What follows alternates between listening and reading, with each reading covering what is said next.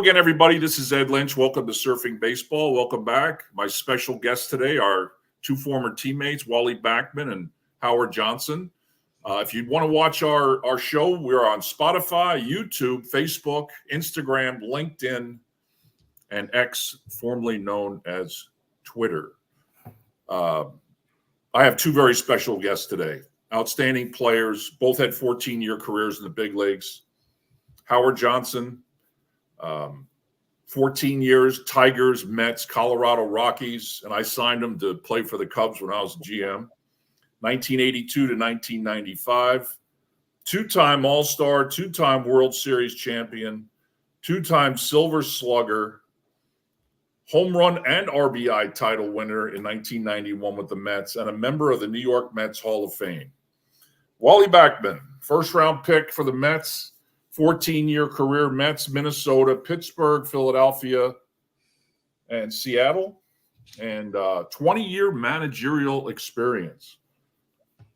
Fierce competitor as any player I ever played with, the catalyst of the 86 Mets. He was a winner as a player, he's a winner as a manager, and I'm proud to have both you guys here. Welcome, guys. Thanks, Eddie. Yeah, thanks, Eddie. Hey, I was watching a game, guys. You know, I watch a lot of baseball for the show, basically. Plus, I'm always interested how the game has changed since we played. And I was watching a game, and, it's like every guy up there is hitting 210, 220. And the play-by-play guy is a young guy, never played. And he came out and said, it's tougher to hit now than it's ever been in the big leagues. And first of all, I'm thinking, how would he know? And what studies did he do to come to that conclusion? So I started looking into the numbers. Right before the All-Star break, Major League Baseball was hitting at a 243 clip. That's the lowest, just ahead of 2022 and 1968. I mean, I'm Wally, you and I are old enough to remember that. Hojo, I'm sure you are too. Yeah. When one guy in the American League hit 300, and that was Yaz. And that's where we're at. And so I started looking around a little bit, and Dave Roberts had a quote. He said, I didn't see many 100-mile-an-hour fastballs when I was playing, and they're commonplace now. And Wally, I'll start with you. You told me a story the other day when you had Matt Harvey in the minor leagues. The gun obviously is hot as hell right now. Back in the day when I signed in 77, it measured the velocity about 3 feet in front of the plate. Then it started moving towards the pitcher, which means it would register a higher number. Probably in the mid-'80s or late '80s, it was halfway to the plate. Now it's out of the hand. Yeah. And Wally, tell the story about Matt Harvey when you had him in the minor leagues. Then he went to the big leagues. I had Matt in AAA. I had him in AA and AAA. And, I did write this down. He averaged, before I sent him to the big leagues, he averaged 92.6 miles an hour on his fastball. When he pitched in, I think it was Colorado or Texas, it was one of those places, the first pitch out of his hand was 100. I never seen him throw harder than 96. Okay. He was a competitor. He was a great pitcher. There's nothing that I could say bad about Matt, when I had him. But the guns are hot. It's for the fans. Sure. Fans like to see the radar. I've always asked myself, how hard we faced Nolan Ryan in 86. This guy's thrown 102 in 86. How fast is that fastball really on a gun today? Like you said, it used to be just 3 feet out in front of the plate when they used the ray gun. Is where they picked up the velocity. I think it was ESPN or somebody, MLB. Somebody used to, if you watch the game on a computer, it would show out of hand 95, crossing the plate 89. So, I get it. But, to go further into your other question, it's got to be easier to hit today because you have so much more video. We didn't have that stuff. We may have a little bit of video if they taped a game on an 8-track or whatever, but 8-track. And you could go to your at bat, but you can go at Citi Field. You can go straight from the dugout, 20 steps, and you can be on every computer that you want to be on and see every pitch, everything that the pitcher has done to you, how he tried to set you up, blah, blah, blah, whatever. And if he gets you out, you know how he's trying to get you out. So don't tell me that everybody throws harder today. The guns are different. It's all based on, I think, on the fans. Maybe they throw their max effort today. Exactly. And I think that that's probably why there's more injuries. But don't tell me they're all throwing harder. Nolan Ryan would have been throwing 107th. And not, he didn't have a below average curveball either, because I saw that that's why I tried to bunt off him in 1983. Hey, just don't swing at it because you make yourself look stupid. Hojo, what do you got? I'm with Wally. I think the guns are just they're picking the ball up out of the hand. But here's my other comment, because we're talking about guys hitting back then, because we see more hundreds now. He couldn't hit a fastball back then, so you're definitely not going to hit it now. I mean, absolutely, guys are throwing. I think there's more guys throwing harder. Yeah. And Dave Roberts assumes that he assumes that nobody back in his day would be able to hit velocity. And that's not the case. I mean, I'm kind of living proof. I love velocity. It didn't bother me a bit. And I would love to face these guys today. And like Wally said, it's easier because you got video. I think it's easier because pitchers are way more predictable on what they're going to go, where they're going to throw the ball. Usually it's going to be that high fastball. That's what they're trying to do. Exactly. So you learn how to do that. The good hitters will figure that out.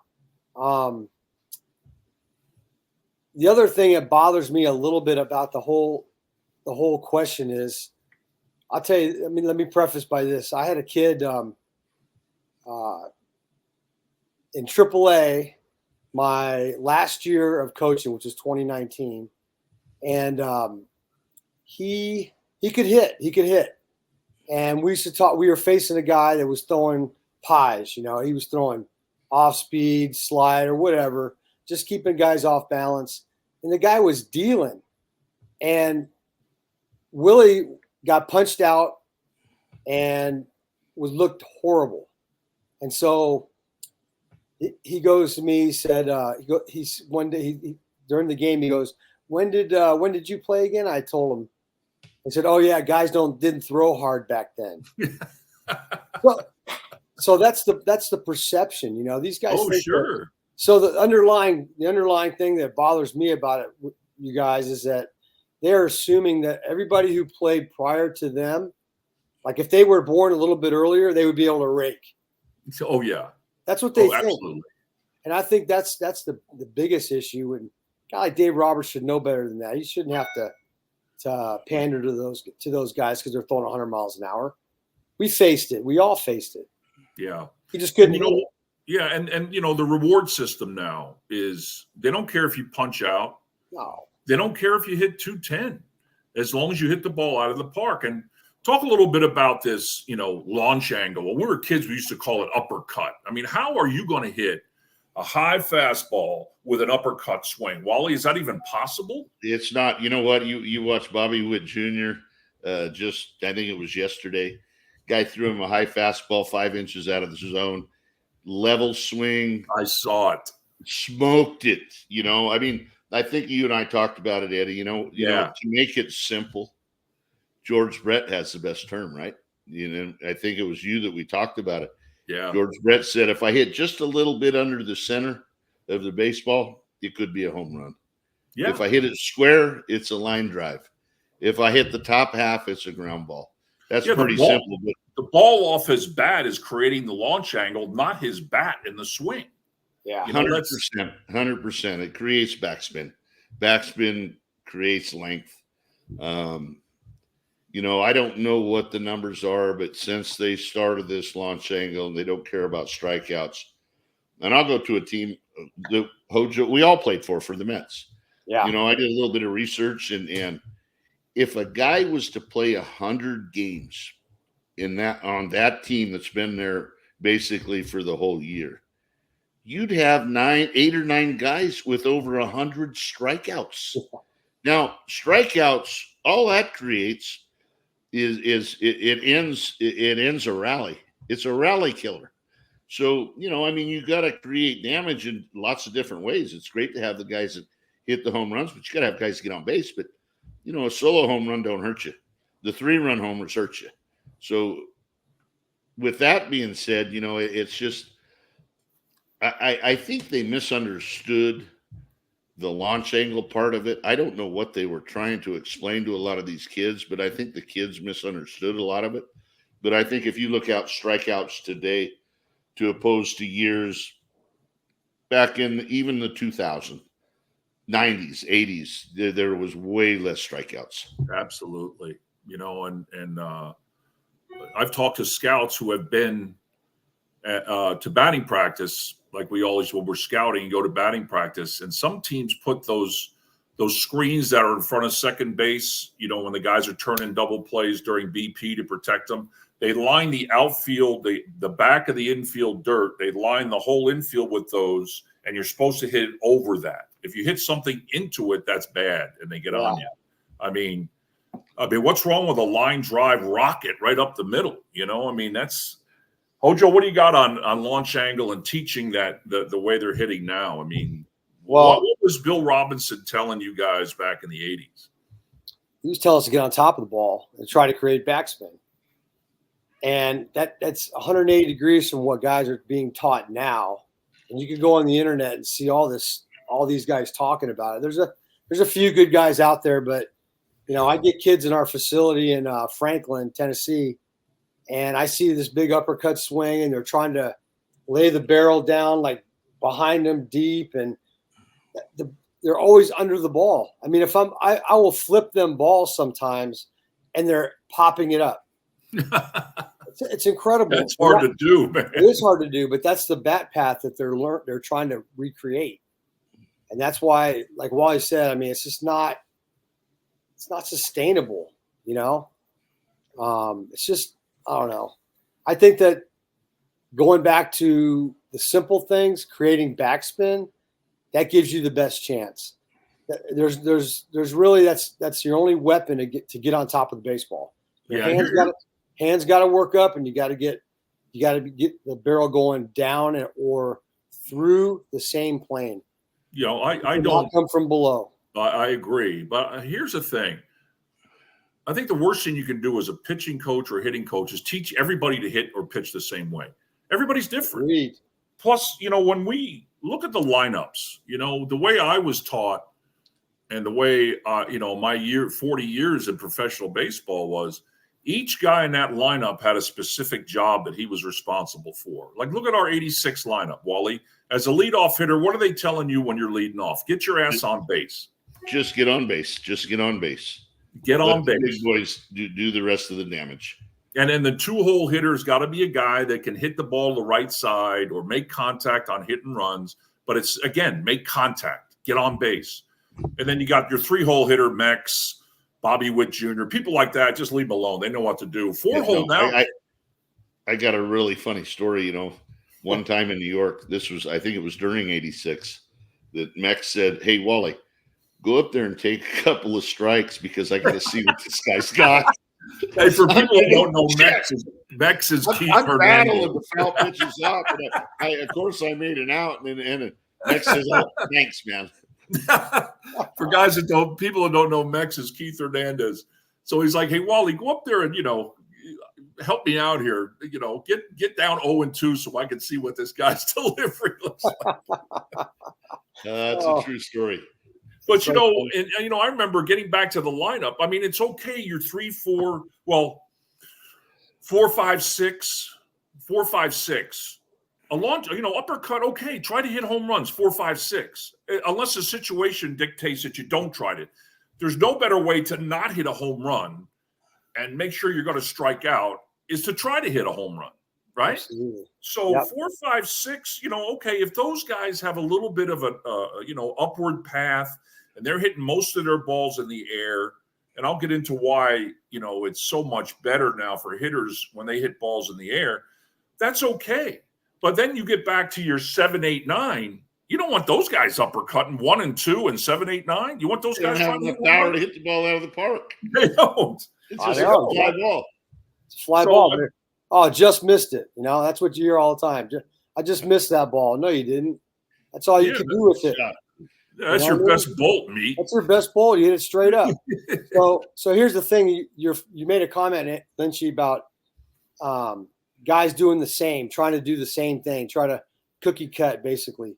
Well, used to be players would come into the system and they would work with you to develop your skills. That's right. Okay. What everybody does well, make those your strengths. Now it's like they take guys who supposedly can hit and they try to teach them to do a whole new thing. So they lose who they are. It makes me wonder, like, if how many guys from our day would be able to make it, the great players would be able to make it through today's game. I mean, obviously there's guys that survived and made a lot of money and helped their teams a lot by getting the ball on the ground and moving the ball around. That's right. Wally's a perfect example of that. Leonard's a good example of that. That's right. Hojo, I got a quick question, Eddie, for Hojo. So how hard was it, Hojo, as a big league hitting coach? You got all these hitting gurus now out there where players go to these hitting guys during the wintertime. And how hard was it for you? How many times did you have to try to fix guys in the big leagues? Oh, my gosh. I mean, or even in the minor leagues, whatever. But I thought you were a hell of a big league hitting coach. And I think my opinion is you should still be the guy that's in New York. I mean, but, that's not the case. But I believe that you should be there. Well, I really appreciate that, Waldo. I watch guys, and when players get into trouble, they're not making good solid contact. You have an idea what they're doing. So then you have to ask yourself, okay, well, how can we fix it? And sometimes you'll get those very players saying, well, this is what I've been trying to do. I work with this guy in the wintertime. This all goes back to spring training, and they tell you what they've been doing and all that. And someone told me this one time. The hitting gurus on the internet, all right, or the off season, they have a no risk, all reward relationship with the players. You're going to feel good in the wintertime. There's no games going on. The ball's on the tee. The BP's straight. You know what I mean? So those guys are going to hit. They're going to rake. So whatever you do with them, you can create certain outcomes in batting practice or off the tee. But when you face a game and the guy's trying to get you out, that's a whole different ball game. And Absolutely. So whenever players would say, "Oh, I knew where they were going in the wintertime. I knew what they were thinking," I'd always say, "Look, you could do what you want to do, but you got to survive today. So whatever swing you're trying to learn for your career, you need to put that on the back burner, man, and try to compete now." Exactly. That's agree. what it's about. It's about competing now. Win the game. Absolutely. Win the game. I mean, that's what it's all about. I read an article about, well, this guy's a really good starting pitcher, and they'll have like 3 paragraphs. And not once and they mention in there what his win-loss record is, and they're coming up with these acronyms. They get 5 or 6 stats, package them together, and slap an acronym on it like WAR. Nobody knows what WAR is. I've looked. What the hell is WAR? Everybody defines WAR and calculates WAR differently. You know, it makes absolutely no sense. So does anybody know what's in the heart? No, that's right. No. They can't grade that. Great point. You can't grade that. Great point. Hey, How listen, many guys are successful in the playoffs that are the unsung heroes of the season, and somebody just steps up and does the job? That's right. Happens. Whatever reason. Well, you look at our 86 club. I mean, I was only there for, I only had one outing, got traded, but I was there in, 81, 80, 81, 82, 83, 84, 85. And there's 84, 85 clubs. Hojo, you there in 85. I mean, you look at that club, not everybody liked each other. We know that. I'm not going to get into the personality. Some guys really disliked each other on that team. Boy, but when that bell rang, man, it was war, No one's going to kick our ass, especially at Shea Stadium. You ain't coming in here and beating us, and it was about winning. It was about, we have a strong dislike for those guys in the other dugout. I mean, I don't want to sound like a dinosaur here, but guys at second base hugging each other. I think they're going to start slow dancing. Get a room for Christ's sakes. Yeah, no. How about the saying? How about the saying? I won't finish the whole saying. When the plane would hit the ground, we would say, "We're here. We're here."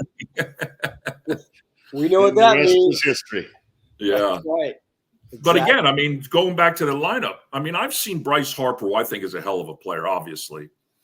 But I've seen him hit leadoff. I've seen him hit second. I've seen him hit third. I've seen him hit fourth.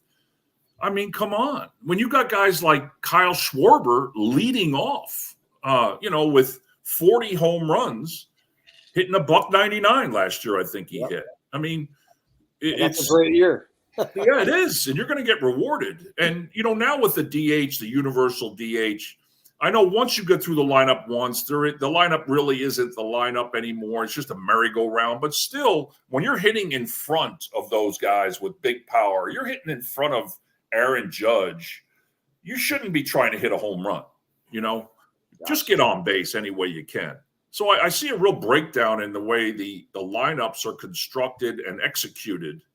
And everything is towards runs. People ask me, who's the best offensive team in the league? Well, I go to the stats. What do I go? Right to runs. What else is there? Nothing else matters. Hey, we're leading the league in home runs. Yeah, but you're like 12th in runs scored. Yeah. You're first in strikeouts. You're last in on-base percentage, So it's all about scoring runs. And I don't know if this approach now is strike out 3 times, then hit a 3-run or hit a home run your 4th at bat. Is that the most efficient way to generate runs? I don't know. I'll talk about now. The pitcher in me is going to say a few things to whine a little bit. Well, let me give you the runs thing, okay? Okay. So I've been looking it up over the year over year for runs scored by both leagues, and last year was no discernible difference in the amount of runs scored in the last 30, 40, 42 years, 43 years. You got to remember there were less teams back then too. So if you're looking at the total, it's that's be true. different. But I'm looking at the total, so that would make it even more so. Back then, more teams were. Teams were scoring more runs. Yeah, less teams, more runs. Yeah, but the aggregate part of it is like they're not scoring. For example, okay, last year, 11th in the AL, 11,000, just over 11,000 runs. Well, you go back to 1996, there was over 12,000. That's only 12 I see up there. It's unbelievable. Except in the when you combine both leagues, you can get. I'm sorry, when you get the NL, you can get that. But I'm telling you, man, it's not that like you were saying. Well, we're scoring a ton of runs. No, you're not. You're hitting some home runs, but you're not. You're hitting home runs. That's right. You know what? You think about the Cardinals when we had to play the Cardinals, guys. Oh, Jesus! They didn't score runs with home runs. They forced the defense to make mistakes. They stole bases. Yep. Baseball, I feel, if you do that and you create the right team, when you got speed, you got a little bit of power in the middle of your order. There's so many ways to score runs, and you got to score 700 and some runs to be in the playoffs. Yes, right? you do. And so, how do you do that? There's a lot of ways to create runs scored. Absolutely. And, that's why I take that launch angle. And I had a 24-year-old kid one year when I was with the Mets managing, and I'm not going to say who it was. We had a meeting at that little horseshoe table, Hojo. You know the table, right? Oh, yes. And he was going to tell us how to manage and how to score runs. And I held up my hand. I says, you know what? You need to go next door over there at St. Lucie at the stadium. You need to talk to Terry Collins because you should probably be managing this team. I'm listening to this from a 24-year-old with a wrinkled shirt. And I just walked back into the clubhouse where the coaches were. And I was like, this game is changing. But it's what it is. Yeah. That's what it is. Is exactly right. Yeah, it's a human game, and Not only has it changed, where you got all these young kids now basically coaching and making decisions. As if you're 40 years old, if you're 50 years old and up, you in their mind, you know nothing. That's right. You know absolutely nothing. Yeah. You should know more about these new guys should know more about the history of the game as opposed to just disregarding it all and saying, "Oh, we got all the answers." Well, here's the thing: how in the hell are you going to be a major league hitting coach or a hitting coach in the upper minor leagues or even the lower minor leagues if you've never had a professional at bat? Yeah, I don't know. Now you guys have been there. You're 1 for 17. You're going into facing using my stats. It's hot as shit. Your thumb is killing you. You're 1 for 17. You're facing a Cy Young caliber pitcher, and the hitting coach, hey man, what should I do? When a guy that's been through that's going to say, hey man, just don't take a fastball early in the count. Just if you get a fastball early, fucking let it go. Let it go. Fire away. But build it at bat. Don't panic. Be positive. Try to get a good pitch to hit. If you get one good pitch to hit in this at bat, I know you're going to center it up. Now, if you go to if you ask a guy that's never had an at bat, he's going to say, well, your bat angle is 7. Keep it at 17 degrees because that's where your stride can't be more than 12.2 centimeters or something.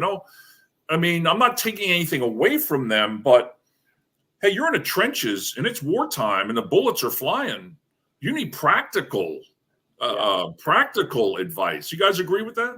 Oh no, I got to say one thing here. So, if I'm a player and my hitting coach has never played in the big leagues in front of 55,000 people, he has to earn, or I have to earn his respect somehow.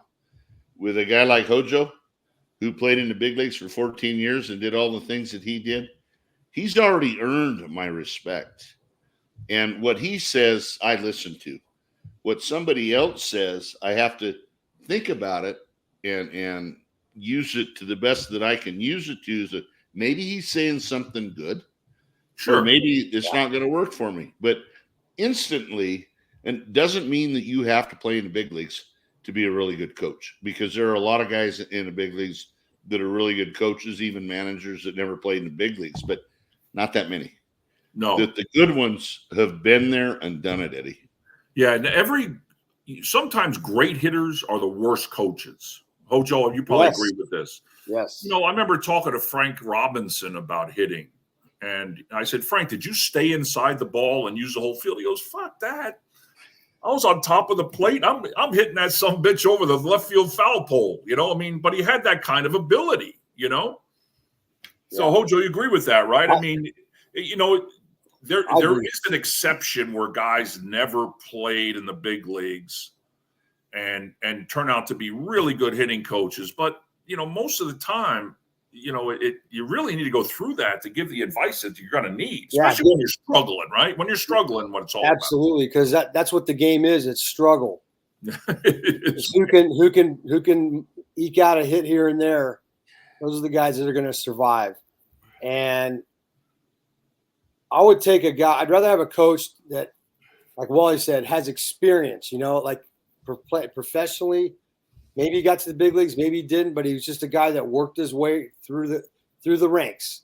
That's right. He's tried everything. He's tried every way, which way to hit, every different philosophy. He's probably tried it somewhere. I'm speaking from experience because we, as players, that's what we do. We listen and we try to figure things out. And so when you figure things out, you make a note of that and you move on, next thing. So when you're in trouble. So it's not that the great players, what they do is they didn't struggle like we did. Okay. Yes. I mean, that's honest truth. I mean, Barry Bonds didn't struggle like Wally and I struggled. We had to go through a lot of difficulties throughout the season. But that was what taught us. Those experiences taught us how to be good coaches and good managers. No doubt. Proof is in the pudding, man. I'm telling you. And the guys that were great, they don't have that They just don't have that experience, that part of the background. That's all. Well, some guys that were so great, they don't even know how they did it. Yeah. I see the ball, I get a pitch to hit. Like I was talking to George Brett. I'm really close with his brother Bobby, but I've talked to George a lot. And I said, George, what did Charlie Lau do for you? And he said, I thought I was Yaz growing up. He had his bat up here and he was on top of the plate. And Charlie Lau, who's an exception, said, hey, man, get off the plate and get down and flatten your bat out a little bit. Like he could tell that to 5,000 other players, it wouldn't work, but he told it to George Brett and it clicked. And from that day on, he started hitting. Yeah. So, but, here's the pitcher in me. You guys I've watched enough games. These official scores, everything is a hit now. It's unbelievable. I mean, and I called the next things the 3 Bs, the balls, the bats, and the ballparks. The ball, this thing. Look at the size of this thing. It's hard as a rock. I could drive nails with this thing. The players call it the Pro V1. Which is, for people who don't know, it's the most popular golf ball on the tour. And I've been reading up on the bats today. The freaking bats. When we played, it was you guys use those ash bats, right? Oh yeah. I can remember many times when Wally or Hojo, you guys would hit a ball right on the screws, man. A line drive in the gap, one hop off the fence, and I'd look at that bat, and you could see the imprint of the seams of the ball in the bat. Remember that? Remember those days? Oh, yeah. And you guys were always looking for the big grain and all that. Well, they switched to maple, I guess, about 20 years ago. I guess Barry Bonds was the first guy. But Hillerich and Bradsby, I was reading an article today. They make Louisville Slugger. They've gone for major leagues. They've gone exclusively to maple. And they vacuum dry them. They used to cook them in an oven, a kiln, so to speak. And no matter how long they cooked that bat in the old days, the inner core would have some moisture in there, and that's how they're breaking, and that's why they're still soft. And then they have a water-based finish. I've seen some of the bats they're using now. It's like a marble finish, man. That bat is hard as hell. And their slogan, Louisville Slugger now, is their marketing slogan is, it's the hardest bat in the industry. That's their slogan. And that's what their goal is. And the third thing is the ballparks. Wally, I remember when you and I came up, remember San Diego, before they started putting in all those temporary fences, you had to hit it up on that concrete, man. That's a freaking bomb. I never hit it up there. No, I know you did. Maybe with a 3-iron at 2 o'clock. Yeah, no, I would have needed a golf ball. But I'm watching games at Dodger Stadium now. Dodger Stadium at night, man, you had to put a charge into one to get it out of there. Unless you hook one down the line or something. And then I started noticing they got all these fences in front of where the fence used to be. Right? Remember the blue wall, and then you had those staircases going down in Dodger Stadium. Now there's all kinds of junk in front of it. There's a wall, and then there's a walkway. So it's probably 10 or 12 feet shorter than it was when we played there. Guys are going opposite field at night. On a cool night at Dodger Stadium. Dodger Stadium, they say, is one of the biggest stadiums. And, hey, I didn't hit home runs, but I took Bob Welch way deep in the left side of the gap into the feet. So, you know what? If they say Dodger Stadium is one of the biggest fields, I mean, fields have got smaller. There's no foul territory. Yep. Players should hit better. But absolutely. I don't want to hear that you got 15 guys throwing 100, because it's really not 100. When it crosses the plate, it's 94, 95. Yeah, it's still hard to hit. Well, I don't want to hear that it's better. Yeah, here's something I can tell every hitter before a game. More than likely in this game tonight, you are going to be in probably more than one hitter's counts. How many 2-0, 3-1 counts we see now? It's unbelievable. So you are going to get a chest high or just a waist high or above fastball in a hitter's situation tonight. I see guys 3-1 fastballs right here, and they're late. Hey, late. Let me and then the guy on the TV goes, "Oh, he's throwing 100." Hojo, where did you get that ball that Todd Worrell threw? 98 or whatever. He threw gas. He threw hard. How far did you hit that? I got him pretty good a couple times, Waldo. I know you did. I know you did, brother. I got him. But it was simple. You got the bat there, and that was it. That's right. Let him generate the power. Keep the swing level. Keep the bat in the strike zone as long as you can. Right, guys? Yeah. But you can't be. You bring up a good point, Eddie. Like hitters, you can't be late 3-1. You can't be late 2-0. You can't be fouling balls off when you have the hammer. You got to be able to execute. And be smart about it. You can cheat to that sort of thing. That's what hitters do. So yeah, and they don't understand when say, "Hey, cheat." I said, "What does it mean? Get a cork bat?" I said, "No, you're cheating. You're getting the bat started before you recognize the pitch because you know what's coming. You're anticipating to another level of what's coming." That's right. If you can't hit the fastball, you can't play this game. Absolutely. The ball. It's to the ball and through the ball. I used to, and I've never been a hit coach like Hojo has, but certain guys would say, "Well, can you work with me a little bit?" And we had a good rapport, so I did. And I'd put 2 tees out there. I'd put a ball on one tee, and I'd put a ball on the other tee about 6 to 10 inches away from that tee in a direct line. And I'd say, hit both of these balls. That's how you get through a baseball. Wow, that's good. Because that uppercut, you're going to hit that first one and miss the second one. That's you'll miss it 100%. You miss it. Yeah, that's a good one. I want to talk about injuries too. Now, like any other major trend in any industry, it's probably like 20 reasons rather than one. There's 229 guys on the IL, they call it now. I guess people are offended by disabled list, but 229 players are on the injured list right now, 177 pitchers. And it looks like the most common injuries, and I'll talk from a pitcher's standpoint, it's the elbow. It's the elbow. More than not, devastating injuries. Now, a guy will go cover first and pull his hammy, but the devastating injuries seem to be the elbow, even more in the shoulder. You see shoulder soreness, but you don't really see guys being out for 2 months with shoulder stuff. And for position players, and we all know this, it's the legs. The legs are the first thing that seem to get hurt. But I'm seeing this more and more. I'm seeing oblique, and I have my own theory. Do you guys have a theory on that? Either one of you? Why obliques? Why that rib cage? It's all about the core, Eddie. Everybody wants to look really good. So that means your core has to be strong. Players all want to have a 6-pack. You know what? Take a look at Johnny Kruk. Could he hit?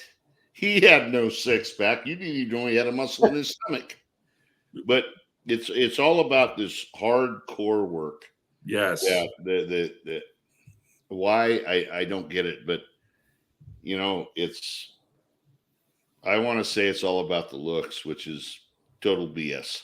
Yeah, and I've been in clubhouses and I see guys throwing a weighted medicine ball against the wall 100 times. Yeah. And now it's July, second game. It's hot as hell. You're in extra innings. You're tired. You're sore. Check swing. Boom. There it goes. And those things don't heal. Obliques, you're out for at least 2 weeks to a month, man. Hojo, what do you got on the injuries for position players? That oblique thing. Same thing? Yeah, same thing. I mean, these guys are working out. They're less body fat. Remember, we used to always talk about that. You need that body fat.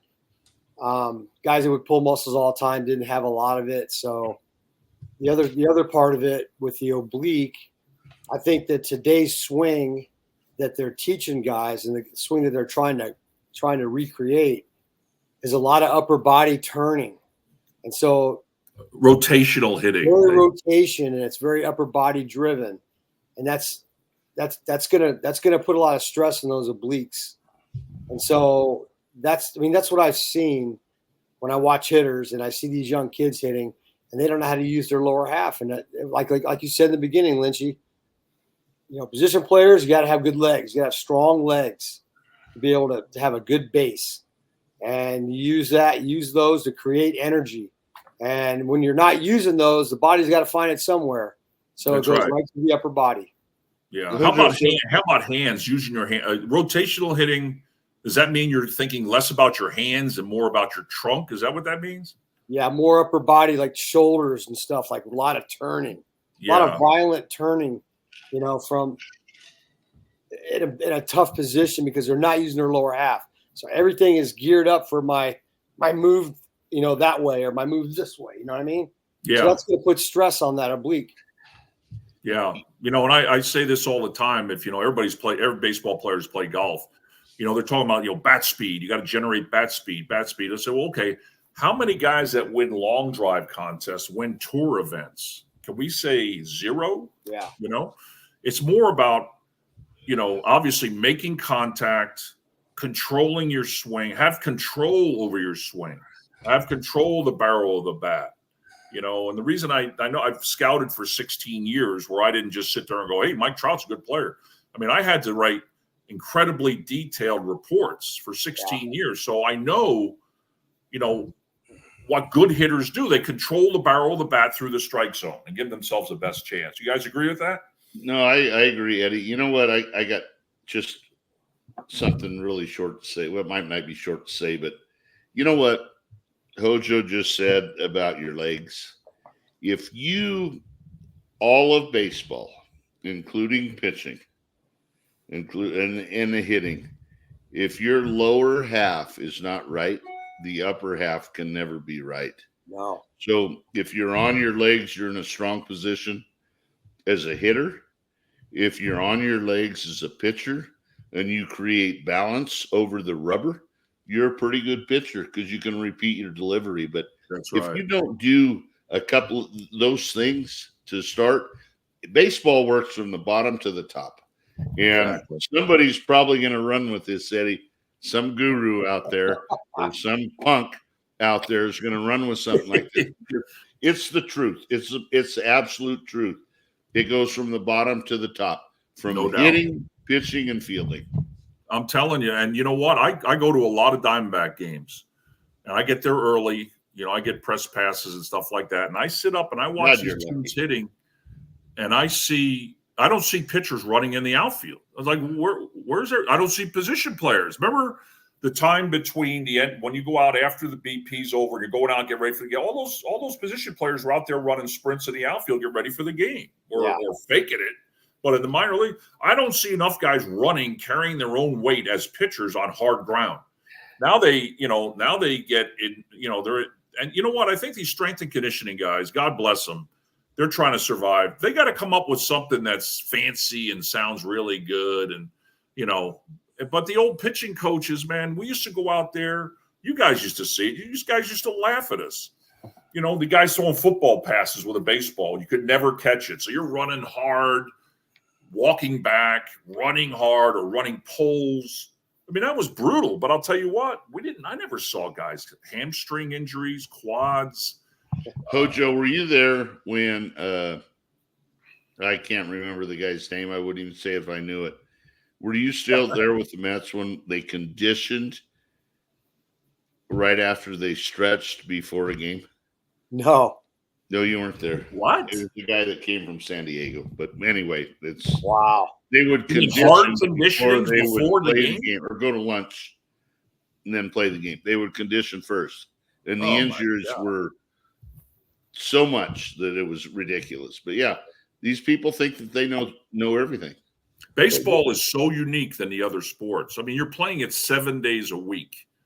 And this max effort stuff with your swing or with your throwing a ball, it's almost like teaching a guy when you're running a marathon, just sprint out there until you collapse. You might be at the 2 mile mark and you got 24 miles left. And what are you doing? I'd have been 40 yards. 40 yards in a pile of dust. And you know what? And I'm surprised it hasn't come down from ownership, because what's the most important thing when you own a business? Wally, you've owned a business. It's money. Are we losing money? We're losing money in this area. Well, let's stop doing that.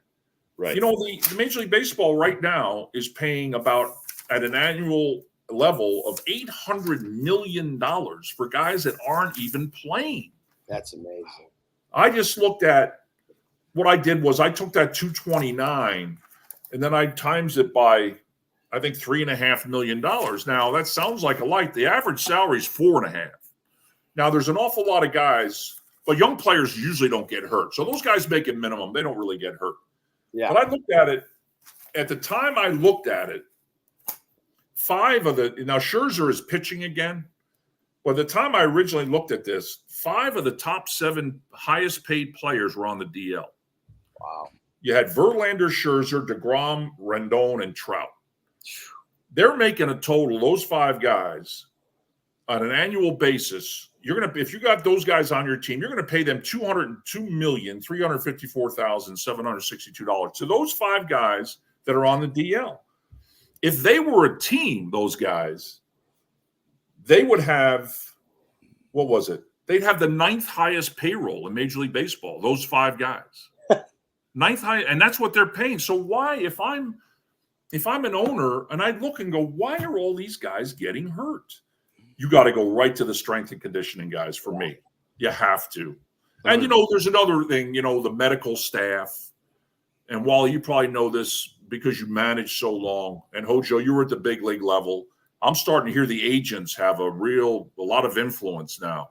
So if a kid's 1 for 12 and he might get sent out, hey, tell him you need an MRI, stuff like that. Then they rather go on the DL than go to the minor leagues. I don't blame them for that, but there's got to be, somebody has got to be accountable for these injuries. They have to be. And I just don't see it happening. So, Hojo, you've seen the conditioning place there in Port St. Lucie on the side. Yeah. And it's crazy. I get it. It might be really good for wintertime, but when you're doing that during spring training and even the guys at rehab, if they're hurt doing it during the season, God, that's a lot of shit that you got to do, man. And I don't think it's good for you. You got to let your body rest. You do. Here's another thing. I've talked to a lot of managers, and Wally, you experience this. Those strength and conditioning guys, as it pertains to the daily schedule of the team, they have more juice than the managers at the minor league level. If that double A strength and conditioning guy comes in and you say as a manager, hey, I'm going to give him a blow, strap it on, go get him at game time. No. We got to do this hour and a half of conditioning, and all this stuff. Hey, I got a short story about it. We were in Buffalo in AAA, and I had a pretty good bunch. That's when I had Harvey, and I didn't have DeGrom, but I had a few really good players. And strength and conditioning guy came to me and he says, well, these guys have got to get on the bus at 7:30 in the morning to go condition. I said, listen, have a clue, dude. We just played 15 innings. I've got to write a report. I says, well, you write anything you want in that report. Just say that they went and lifted weights and did whatever it was. And you know what? If it comes back to me, it comes back to me. But common sense. That's right. This is what people don't have today is common sense. And plus, they're being paid to achieve certain goals that have nothing to do with what's best for the team. You have that going on. There's going to be problems, Oh yeah, I was in Brooklyn last year for a day, and talking to some of the scouts that were around there. A couple of the strength and conditioning guy was nearby, and he was telling me that the Mets monitor every player during the game. If they go all out 100% run 3 times in a game, 3, that's going first to third, scoring second to home, legging out a single, whatever. If you go 3 times, you have mandatory day off the next day. That is absolutely mandatory. That's totally against common sense. That is contrary, because my old philosophy as a scout is that guys that play hard don't get hurt. If you run every ball out all the time, like Wally, the way you guys played, and Hojo, and I remember, like Sean Dunston, I had him in Chicago. I mean, this guy ran balls to the wall they don't get hurt when time comes to when they hit that high chopper in the 8th inning with a man on 3rd and 2 outs. I mean, this is going to sound silly, but Ken Griffey Jr., this guy should have been a better player. And that sounds crazy. But at the end of his career, this guy pulled more hamstrings trying to, I got to run this ball out. Boom, there it goes. So it should be the other way around. If the guy doesn't run hard, I'll give him a day off. But not that guy that runs. I never thought about that, but I think you're right. I think the guys that play hardest are the ones that are least injured. They're least injured because they're playing. Yeah, they're playing hard. Run from the dugout to your position. Daily basis, so it's or where every inning you play hard at the game the way that it's supposed to. That's when I say that's the way the game's supposed to be played. Other people will say it all the time, Hojo, Eddie. That's the way the game's supposed to be played. Well, fuck, you don't know how the game's supposed to be played if you didn't play the fucking game. That's right. They're calling the shots now, and they're those guys that never made it. They don't know, so they're just going by what somebody tells them. So they're going by strictly information. That's right. And when you look at the biggest thing to baseball, when you become a professional player, is the grind. Because if you're in college today, what do you play? 2-3 games a week? And you have to fall off. You have to fall off. You don't do anything in the fall. So you don't play fall baseball. So you come out and you play every day. A week. Yeah. The grind. A player has to learn what the grind is, and every day you're doing flips in the cage as a hitter. Yeah. Every day, pitchers, you're doing your long toss, you're doing whatever you got to do. It's something that, they may get 2 or 3 days off in a week. In professional sports, you get 0 days off a week. That's right. You got to hit every day, and that's the one thing that, the really good amateur scouts. I had a couple amateur scouts on the other day, Harry Miner's son and Chris Borges, and they said, man, when that high school kid or that college kid, position player, he's getting ready to report, they tell him, hey, you better get ready, And invariably within 2 or 3 days or a week at the most, they're calling back home, man, my thumbs are killing me.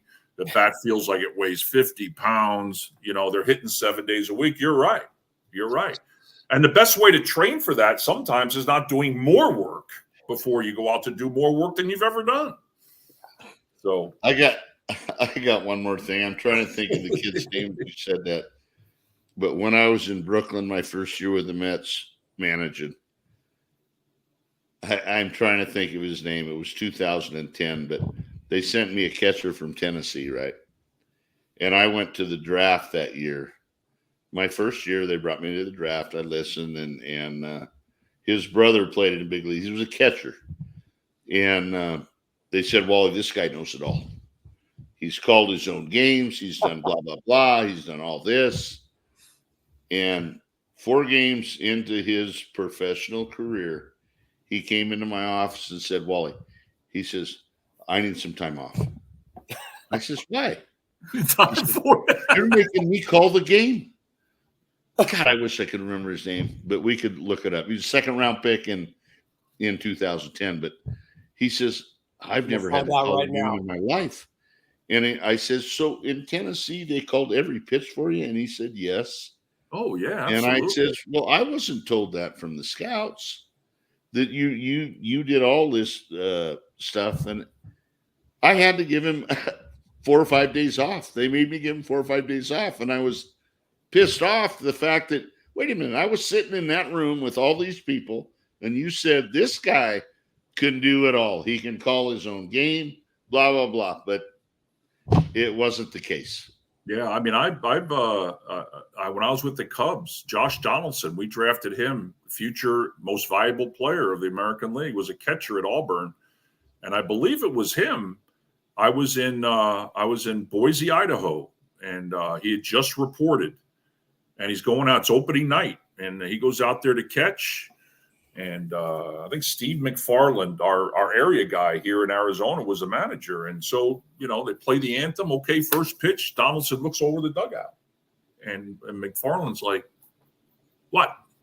What? So he calls timeout, I think, and runs over and goes, what do I call? He didn't know. So Max just said, call fastballs low and away until you get ahead, then call breaking ball. We'll talk about it after the game, funny. And so, I mean, that's coming from Auburn, the SEC. Yeah. So, Wally, Blake Forsythe.